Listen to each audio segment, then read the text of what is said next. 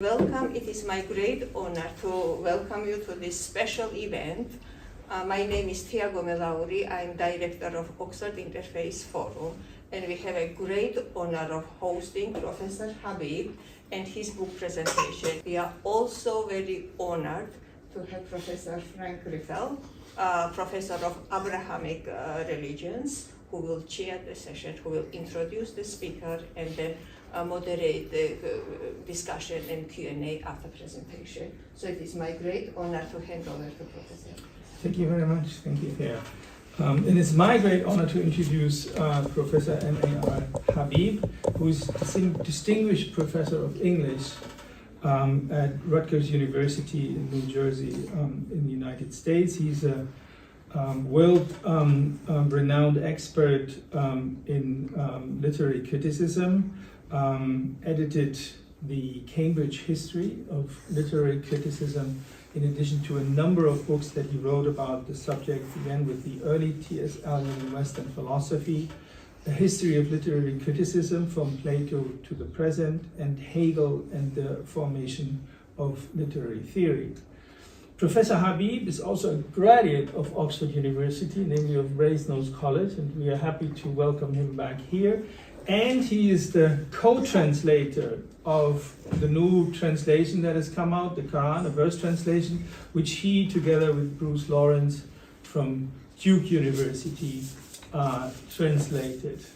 And as it's my great honor to pass over the word to Professor Habib, who will tell us about the translation that has just been published. Okay, thank you very much. Bismillahirrahmanirrahim. Assalamu alaikum everyone, and good afternoon. So I just want to thank Professor Thea for arranging this event so graciously, and I would like to thank Professor Frank Riffel for hosting this, moderating it. So basically, I think we agreed that I'm going to talk for about 20 minutes, and I think that will probably be quite a lot. And then Professor Griffel will ask me some questions, and we'll open it up to the audience. But perhaps I should just begin by drawing your attention to the physical copy of the Quran. As you can see, it's very beautifully produced. This is what it looks like, and that's without the jacket. Yeah, and I think W.W. Norton did a very nice job with that. But I should also tell you that there is an audio book out, which is also available on Amazon. And I recorded that myself, actually, in a professional studio. And I think it took me 21 hours, yeah. So all you need is 1 hour a day for 21 days, and you've gone through the whole thing. You know. So, so maybe before I get to the PowerPoint, I just want to say a few things about the translation. I mean, a lot of people say, well, there are over 100 translations of the Quran. Why do we need another one? And so our answer to that is, there are some very good translations out there, and most of the translations have been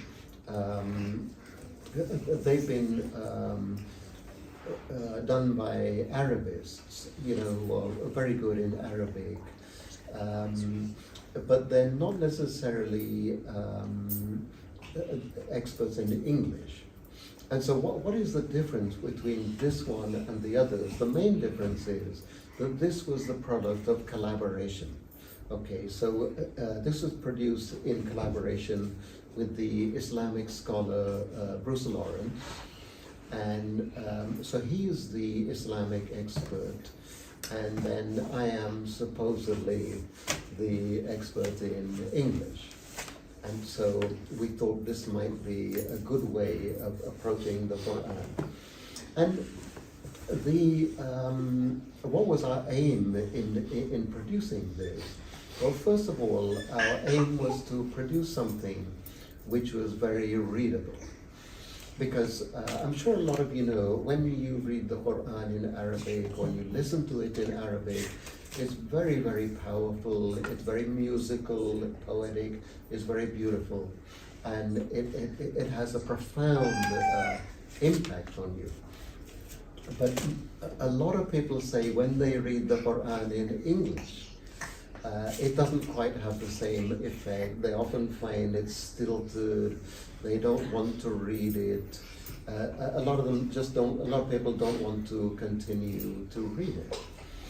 And so one of our motivations was, and this is kind of in a political, social, cultural context, right? The world, as you know, is in such a bad way.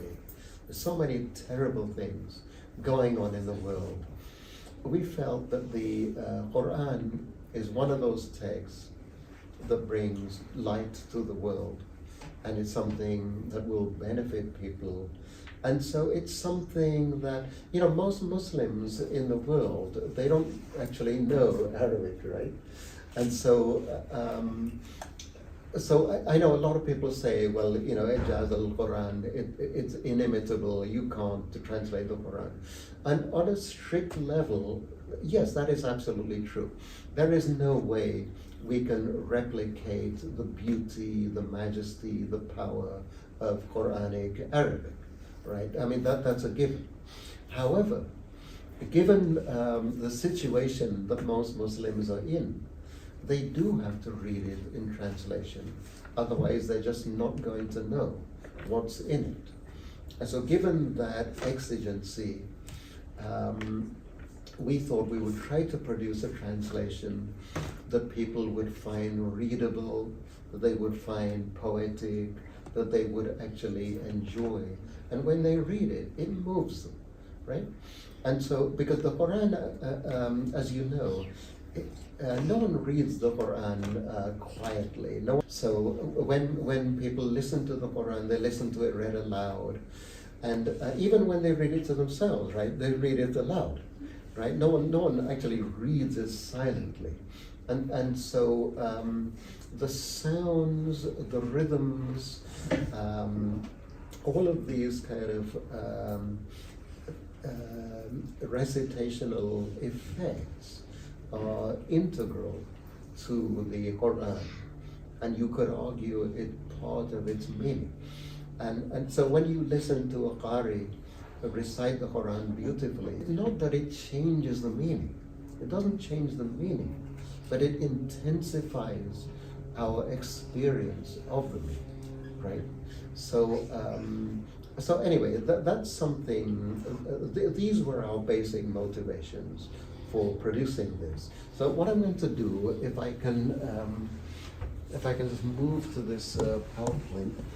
So I'm just basically going to read through the Arabic, I'll recite the Arabic, and then try to explain what we did with the English, okay? أعوذ بالله من الشيطان الرجيم بسم الله الرحمن الرحيم الله نور السماوات والأرض مثل نوره كمشكاة فيها مصباح المصباح في زجاجة الزجاجة كأنها كوكب دري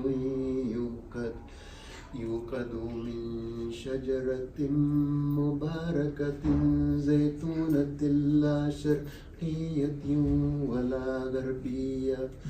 ولا غربية يكاد زيتها يضيء ولو لم تمسسه نار نور على نور يهدي الله لنوره من يشاء ويضرب الله الأمثال للناس والله بكل شيء عليم.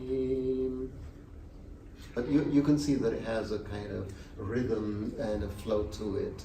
And so And I know, Dr. Frank, you wanted me to talk about the meter, and the Quran definitely wanted to distinguish itself from poetry as such. And it's not actually composed in any of the traditional Arabic meters or buhur, right?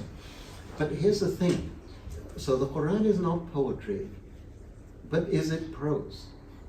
You know, this is what sometimes people forget. Say, well, why are you translating the verse? Well, but the Quran is not prose either. Because if you look at any Western definition of prose, the Quran does not meet those expectations. I mean, and those expectations go all the way back to Aristotle and the idea of organic unity, you know, and coherence, and having a beginning and a middle and an end. And so all of those expectations of prose are disappointed if you try to read the Quran as prose. So it's neither poetry nor is it prose. However, everyone agrees that it uses a lot of rhetorical techniques. It has a lot of poetic features, right? So it employs changes of tone, changes of person, as in the voice of God. It uses a lot of poetic effects like rhyme, alliteration, assonance, personification, allegory, metaphor, all of these things, right? And so, but that's why when you listen to the Quran in Arabic, it has such a powerful effect. It's not just telling you things in a bland way, it's telling you things in a powerful way. And this verse, which is probably one of the most famous verses of the Quran, Ayat an-Nur, it's a good example of that. So if we look at the rhythm of this, we got Allahu nurus samawati wal ard, and so you've got like 4 beats there, okay? And so what we say, how we render that, God is the light of the heavens and of the earth. Now what we do here, in distinction from some other people who try to translate the Quran into rhyme, we focus on what is known as accentual meter. And what happens in accentual meter? See, normally English poetry is written in accentual syllabic. So you count every syllable. So in Shakespeare's sonnet you say, from fairest creatures we desire increase, with 10 lines, right? Iambic pentameter. But if, you know, we tried this with the Quran and it doesn't work. It sounds too stilted.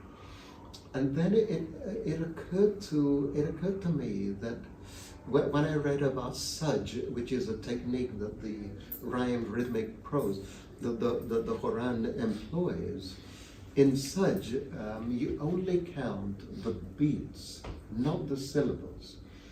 And so there is some English poetry, I mean it goes all the way back to the Middle Ages, which is written in accentual meter, where you don't count the syllables, you only count the beats. And I think this is a good way of translating the Quran, because it captures those beats, okay? And then if we continue, مَثَلُ نُورِهِ كَمِشْكَاةٍ فِيهَا مِصْبَاحٌ. So his light is a parable. Now, of course, this is just split up for the sake of the PowerPoint, but if you read this in the Quran, all the lines will be continuous, right? But again, that does not mean that it's prose.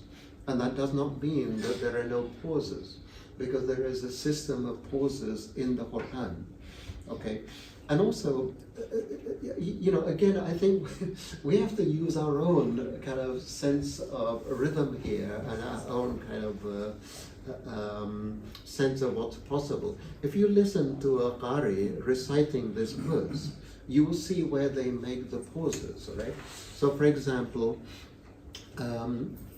So you got Allahu Nurus Samawati wal Ard. There's a kind of natural pause there. There's a jim there, which is an optional pause, right?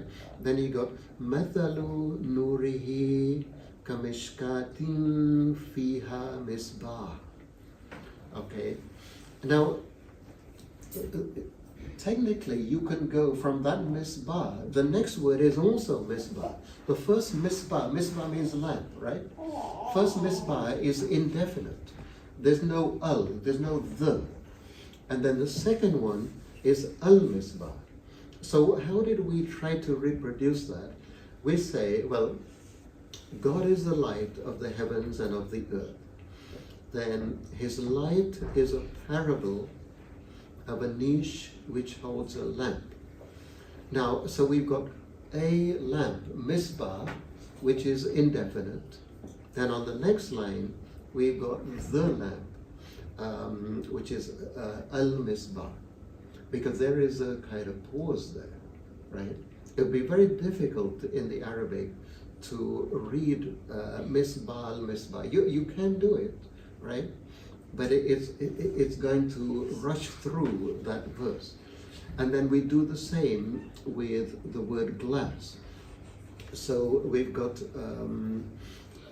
al-misbahu fi jajatu ka'annaha. So we got which holds a lamp. The lamp, again, a lamp, then the lamp, then a glass, then the glass. And then we have a niche which holds a lamp. We got the word holds, and we got enclosed, which is a similar vowel sound. It's not a rhyme, but when the vowels are similar, it's called assonance, right? And then we have, in the next line, we've got glass, glows, and gleaming star. So we have like alliteration, right? So the lamp enclosed in a glass, the glass which glows like a gleaming star, right? And then the next line is yuqadu min, so it's lit, min shajaratin mubarakatin zaytunatin. So it's lit from an olive tree which is blessed. In the Arabic, it literally says it's lit from a tree which is blessed olive in that order. But of course, you can't use that order in English because it would be unidiomatic. But we tried to keep some of that by, instead of saying lit from a blessed olive tree, we put the lit from an olive tree blessed, to put a stress on that. Then we put whose soil is neither east nor west. Literally the Arabic says, La sharqiyatin wa la gharbiyya. So it's neither eastern nor western. And the commentators say, well, say a lot of things about this, but one of the things they say is, well, the olive tree, it receives the sun on both times of the day, in the morning and the evening, and some of them, like Hassan al-Basri, they say, well, this tree actually is a heavenly tree, and that's why it's not eastern or western. And so we put here, now not everyone will agree with this, because we have lit from an olive tree blessed, whose soil is neither east nor west. Its very oil would shine forth. So we have a rhyme between soil and oil. Now, again, not everyone's going to agree with this. The word soil is not there in the Arabic. But I would argue that it doesn't actually change the meaning. Because when we say whose soil, we talk about a heavenly tree, and we're saying the roots of this tree, or the genesis of this tree, is neither east nor west, right? And then we have, though untouched by fire, light upon light. And then, so again, Nurun ala Nur. Some reciters, especially Egyptian ones, you know, when they recite this, they repeat that, Nurun ala Nur, because it's kind of the center of this whole verse. So we wanted to put that on a line by itself to draw attention to it. And then God guides to his light whom he will. He strikes parables for humankind. So we have light with the assonance with humankind, and then God is knower of all things, assonance with will. And you know, there's a lot of other things in there to consider for translation. So for example, if you look at the commentaries, when we say his light is a parable, so mathalu nurihi, the he, the pronoun, who does that refer to? Some people say it refers to the Prophet Muhammad sallallahu alaihi wasallam. Other people say that it refers to a believer. In the Shiite tradition, they say it refers to Fatima, and that the lamp refers to Hassan and Hussein, her sons. So you know, there's a lot of different, I mean, there's a huge amount of tafsir, of commentary on this, you know. And I don't know, maybe afterwards, Dr. Frank, you could help me out with this, because I actually find it very difficult to make sense, to make like holistic sense of what some of these commentaries say. So for example, they say that the niche is the chest of the believer, and the glass is the heart, and the flame is either the Quran or belief, and then the oil is the oil is also like the believer. To me, a lot of that doesn't make sense. The one I like best is Tabari, who says that because if this flame, what is it lit by? And you know, I'm thinking, how could it be lit? How could it be fueled by anyone but God? You know, why would that be fueled by a human being? And Tabari says, well, actually, the niche is the Quran, and then if you go on from that, you might say that the flame is the meaning of the Quran, or the message of the Quran, and the glass is it's shining, you know, in the world. And then the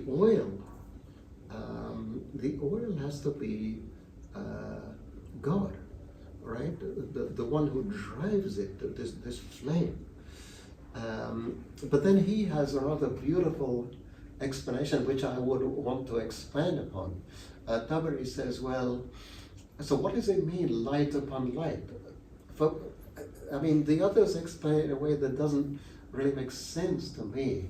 But Tabari says, well, you've already got the proofs of God in the world. That's light. And then when you got the message of the Quran, it's basically making all that explicit, right? And so the way I like to look at this is all of these things in the world are the signs, the ayat of God. But so are the verses of the Quran are also signs. The word ayat means verse, but it also means science. Bruce, my colleague Bruce, that's how he likes to see that. And so it's like the signs of the Quran.